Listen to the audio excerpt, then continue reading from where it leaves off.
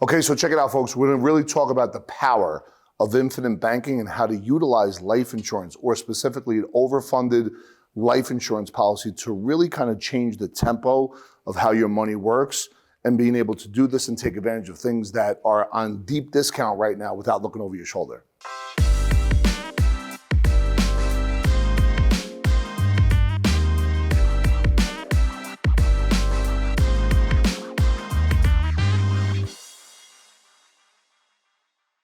So really, let's get into some policies right now. And don't buy your mom's, if she is a baby boomer, term policy. Term, you pay a set amount per month. Then if you die, your family gets a payout. It's cheaper overall, but you do not keep the value of your premium payments over time.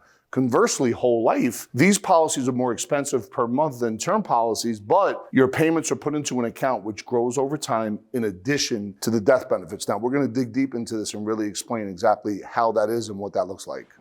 Okay, so first let's talk about whole life right now. Unlike term insurance, you keep the money you pay into your whole life policy. Each premium payment goes into a tax-secure vault, which gives value over time through interest. Think of whole life insurance like an ultra-secure retirement account. Death benefits are, for the most part, an added bonus, but not the main reason to get a whole life policy. So check it out, folks. A 401k is not a tax savings, but it's rather a tax postponement that results in substantial lost opportunity cost, limits your investment choices. And oh, by the way, if you become disabled, it doesn't make those payments for you.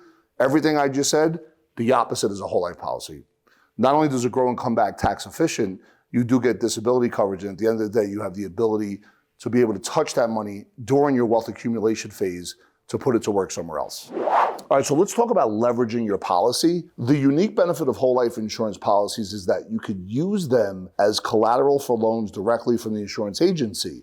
This easy credit allows the policyholder to quickly obtain cash for investments without ever having to visit a bank or withdraw from their own assets. So check this out, and this is important that you follow me on this one. At the end of the day, as your cash value grows and as your cash value begins to accumulate, you could then leverage that and go buy a piece of real estate. For example, let's say if you have $200,000 built up in your cash value and there's a $400,000 piece of property you want to buy, and your money is growing inside the policy, you would borrow $100,000, right? You're going to be charged a certain interest on that. On the overall piece, you're still earning a rate of return, so it's uninterrupted interest. Now you get 4 different rates of return in the real estate you bought. You bought a $400,000 property, you put $100,000 down, have your renter pay back the policy over the next 10 or 15 years. On that down payment, you become like a bank. You also get to depreciate the asset on your tax return. You also get to have a mortgage interest write-off, and you're buying a property today, real estate, to sell in the future at a higher price. In that scenario I just described, between the whole life giving you dividends and interest, and then the 4 rates of return inside the policy itself, plus paying back the policy, that's 7 different rates of return off the same dollar.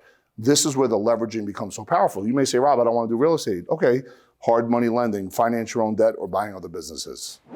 So as I described that, a lot of times people say, I don't really understand it. It doesn't really make sense. How do I borrow money from my policy and it's still going to earn a rate of return? So here's a really good example. Whole life insurance acts like home equity. Check this out. Banks will give home equity loans based on how much a borrower has paid into their existing mortgage.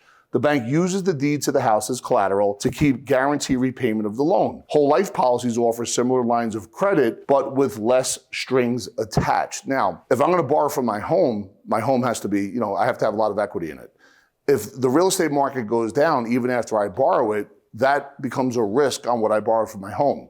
Whole life never goes down. So as I borrow from whole life, the collateral is the cash value inside the policy, but that still means I'm earning a full rate of return on, because it's non-direct recognition, I'm earning a full rate of return on my money even after I borrow it.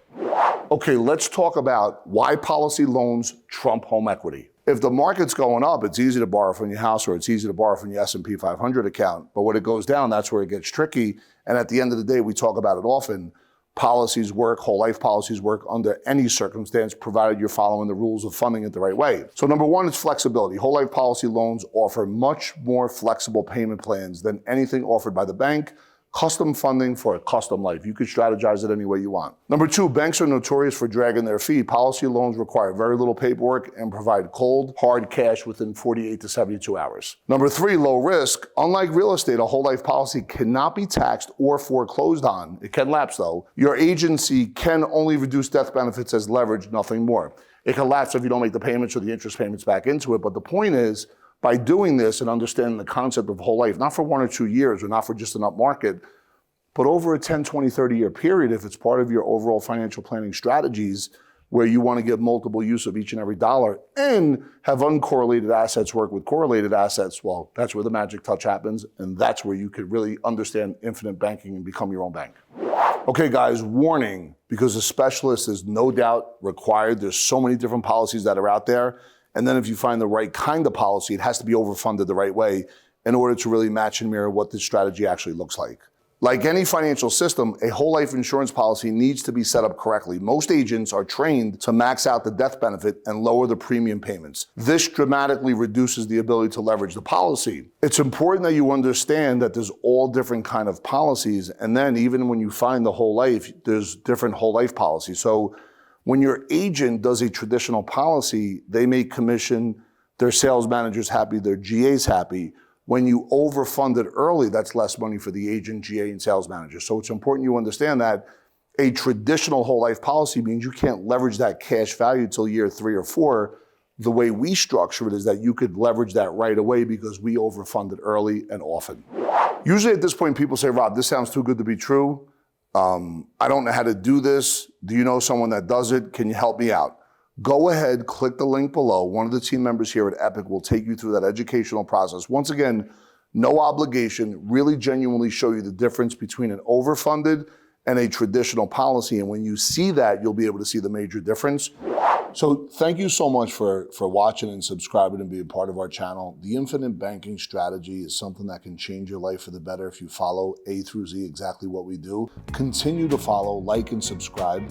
And at the end of the day, check out this other video.